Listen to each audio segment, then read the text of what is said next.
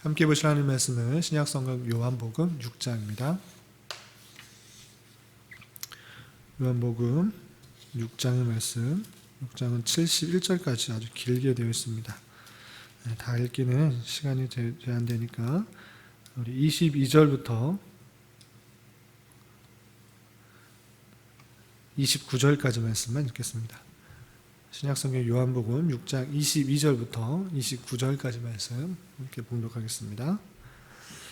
이튿날 바다 건너편에 서 있던 무리가 배 한 척 외에 다른 배가 거기 없는 것과 또 어제 예수께서 제자들과 함께 그 배에 오르지 아니하시고 제자들만 가는 것을 보았더니 그러나 디베랴에서 배들이 주께서 축사하신 후 여럿이 떡 먹던 그곳에 가까이 왔더라. 우리가 거기에 예수도 안 계시고 제자들도 없음을 보고 곧 배들을 타고 예수를 찾으러 가버나움으로 가서 바다 건너편에서 만나 라삐어 언제 여기 오셨나이까 하니 예수께서 대답하여 이르시되 내가 진실로 진실로 너희에게 이르노니 너희가 나를 찾는 것은 표적을 본 까닭이 아니요 떡을 먹고 배부른 까닭이로다. 썩을 양식을 위하여 일하지 말고 영생하도록 있는 양식을 위하여 하라. 이 양식은 인자가 너희에게 주리니 인자는 아버지 하나님께서 인치신 자니라. 그들이 묻되 우리가 어떻게 하여야 하나님의 일을 하오리까? 예수께서 대답하여 이르시되 하나님께서 보내신 이를 믿는 것이 하나님의 일이니라 하시니. 아멘. 네, 감사합니다. 오늘 말씀 읽기 본문은 요한복음 6장입니다. 요한복음 6장은 아주 길게 되어 있는데 간단하게 좀 요약을 하자면 두 가지 표적에 대한 강화의 말씀, 그것에 대한 부가적인 설명으로 되어 있는 것입니다. 그럼 두 가지 표적은 무엇인가? 1절부터 15절까지는 너무나 유명한 말씀입니다. 물고기 2마리와 보리떡 5개로 5,000명이나 먹이시고 12광주리를 남기신 오병이어의 사건이 나옵니다. 그 오병이어 표적 이후에 사람들이 예수님을 임금으로 모시려고 하는 그런 모습을 보이자 이 땅을 다스리는 임금으로서가 아니시기 때문에 예수님께서는 그들의 무리를 벗어나서 한적한 곳으로 가신 것입니다. 산으로 가셨다가 나중에 제자들과 합류하게 되는데 나중에 제자들에 합류할 때 예수님께서 그들에게 가시는 방편이 또 하나의 표적입니다. 그것은 무엇인가 했을 때 갈릴리 바다 위를 걸으셔서 제자들에게 갔던 것입니다. 갈릴리 바다를 건너갈 때 제자들은 큰 풍랑을 만나 두려워하고 떨렸지만 예수님께서는 그 풍랑을 걸어오시면서도 그 풍랑을 잠잠케 하시는 그 놀라운 표적의 말씀들을 보이신 것입니다. 그런데 주의할 것은 이렇게 말씀에 신기하고 또 이상한 또 표적들이 나타날 때 우리가 마음속으로는 신기하다, 이상하다, 정말 놀라운 일이다 라고 생각하는 것에서 그치는 것이 아니라 그것을 따라하려고 하는 그런 모습들이 혹 있는 것입니다. 성경의 말씀이 하나님의 말씀이고 우리에게 주어진 말씀이다 라고 했을 때 성경을 단순히 문자 그대로 따라해서 신비한 기적이나 이적들을 체험하려고 하는 그런 모습이 있는데 그렇게 반복하고 재현하려고 주신 그런 말씀이 아니라 요한복음을 우리가 읽을 때 그 기록 목적에 따라서 우리가 생각해 볼 때 이 내용들이 기록된 이유는 예수님께서 누구인지를 밝혀주시는 그런 본문으로 우리가 읽어야 되는 것입니다. 그래서 그런 표적들, 오병이의 표적, 또 무리를 걸으시는 그런 표적들을 볼 때 예수님께서 어떠한 능력을 가지고 계시는 분이신가를 잘 깨달아야 될 것이고 또 문맥을 통해서 그것을 표현하고자 말씀하고자 하는 그런 내용이 무엇인지를 잘 깨달아야 되는 것입니다. 특별히 오병이어의 사건과 관련해서 예수님께서는 그 사건들이 무엇을 뜻하는지 그 이후에 쭉 설명하고 계시는 것입니다. 그러면 그 오병이어의 사건, 그것이 무엇인가 그 내용을 좀 살펴보도록 하겠습니다. 35절 보면, 요한복음 6장 35절에서 보면 제자들이 그 표적에 대한 사건에 대해서 궁금한 것입니다. 당신이 믿도록 하는 행하신 표적이 무엇입니까? 하시는 일이 무엇입니까? 표적에 대한 설명들을 요구하자 예수님께서는 35절에 이렇게 말씀하시는 것입니다. 예수께서 이르시되 나는 생명의 떡이니 내게 오는 자는 결코 줄이지 아니할 터이요 나를 믿는 자는 영원히 목마르지 아니하리라 라고 말씀하십니다. 또한 48절에서도 내가 곧 생명의 떡이니라 라고 표현하고 있는 것입니다. 그러니까 제자들이 표적의 뜻이 무엇입니까? 라고 물었을 때 내가 생명의 떡이다 라는 것들을 예수님께서는 밝혀주고 있는 것입니다. 그러니까 단순히 예수님의 능력이 많다라고 그치는 것이 아니라 그 작은 떡 조각이 수많은 사람들을 먹일 수 있었던 것처럼 그리고 남음이 있었던 것처럼 예수님 한 사람의 몸으로 하나님의 택하신 백성을 충분히 먹여 살릴 수 있는 생명을 공급할 수 있는 충분한 능력을 갖고 계시는 분이시다라는 것들을 보여주시기 원했던 것이죠. 그러니까 사람이 그냥 육신의 양식을 통해서 사는 것으로 생각할 수 있는데 예수님께서 이 땅에 오신 것은 그냥 단순히 육체적인 양식을 채워주기 위한 그런 분으로 오신 것이 아니라 생명의 양식, 영의 양식으로서 하늘로서 내려오신 그런 생명의 양식이다, 생명의 떡이다 라는 것들을 보여주시기 위해서 그 표적을 행했다라는 것입니다. 그러니까 예수님의 한 사람의 몸으로서 하나님의 택하신 백성을 충분히 구원하시고 충분히 생명을 살릴 수 있는 그런 몸으로 오신 것이다 라는 것들을 알려주시기 위해서 그 오병이어의 역사를 보여준 것이다 라고 표현해 주고 있는 것입니다.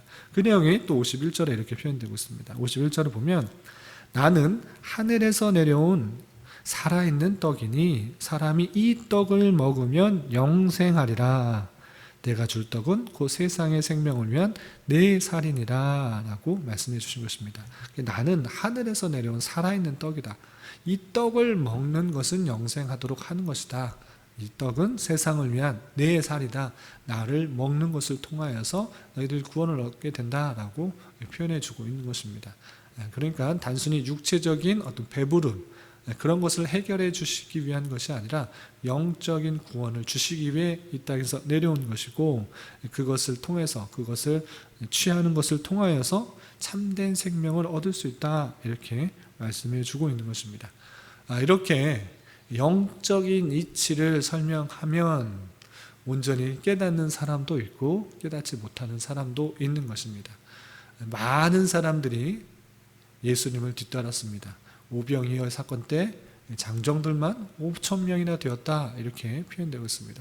그 수많은 사람들이 예수님을 따랐지만 이렇게 예수님께서 예수님께서 오신 핵심적인 이유를 말을 하자 그 수많은 사람들이 어떤 반응을 보였는가?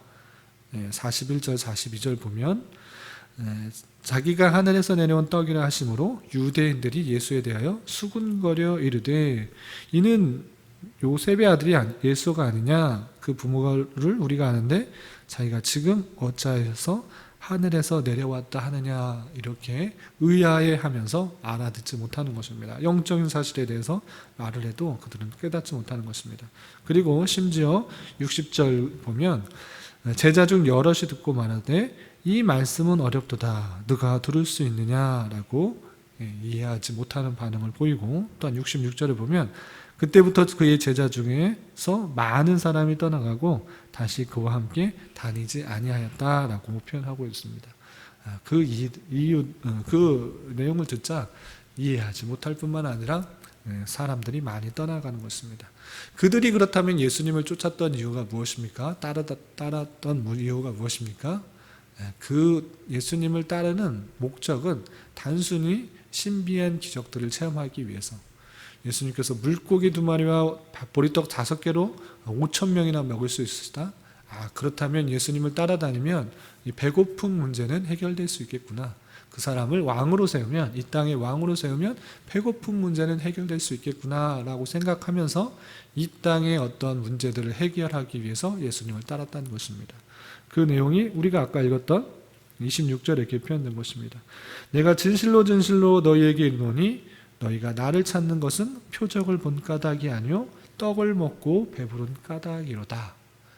우리가 예수님을 따르는 목적과 이유에 대해서 다시 한번 살펴보아야 될 것입니다.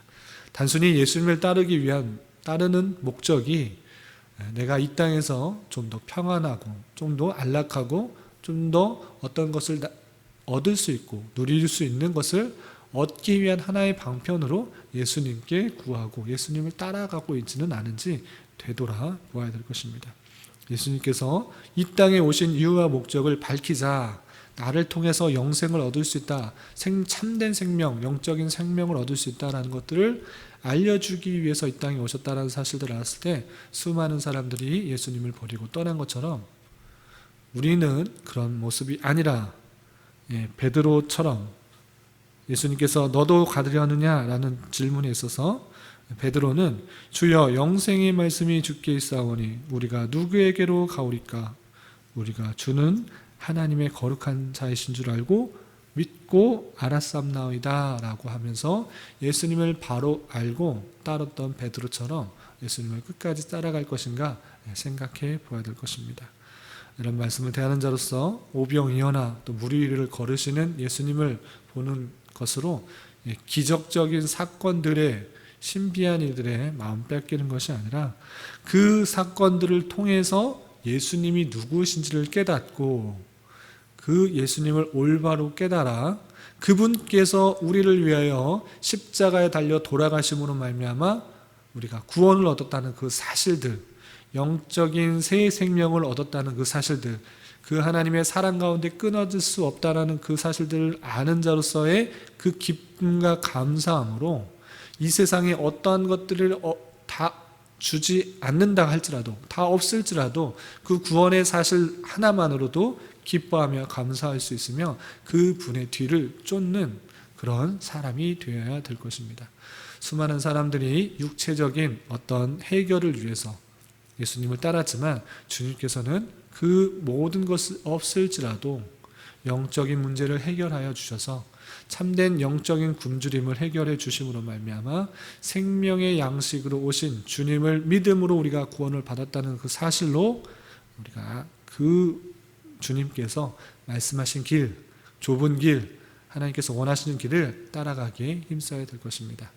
우리가 이 땅에서 살아가면서 주님을 따르는 목적이 참된 이유와 목적들을 잘 생각해 보면서 예수님을 바로 알고 바로 그 뒤를 따르는 그런 제자들이 되기에 힘써야 될 것입니다. 이런 은혜가 저와 여러분들 가운데 함께하기를 진심으로 기원합니다. 기도하겠습니다. 하나님 아버지 감사합니다. 오늘 말씀을 통해서 생명의 떡으로 오신 주님의 모습을 다시 한번 깨달았습니다.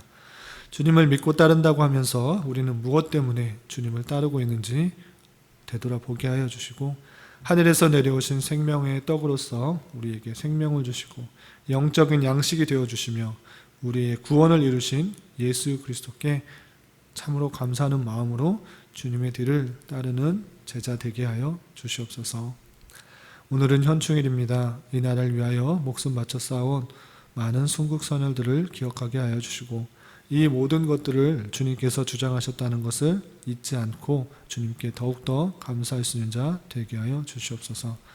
특별히 이 나라를 붙들어 주시고 위정자들을 인도하여 주시사 참된 자유와 민주와 평화 속에서 이 나라가 온전히 통치되게 하여 주시고 또 그를 통하여서 하나님의 섬기는 일들이 막히지 않도록 인도하여 주시옵소서. 주님, 6월은 선교의 달로 보내려고 합니다. 주님께서 교회의 복음 전파의 사명을 주셨사오니 주님의 사랑을 깊이 깨달아 그 사랑을 주변 사람들에게 전하는 이 사명을 잘 감당하는 교회가 되게 하여 주시옵소서.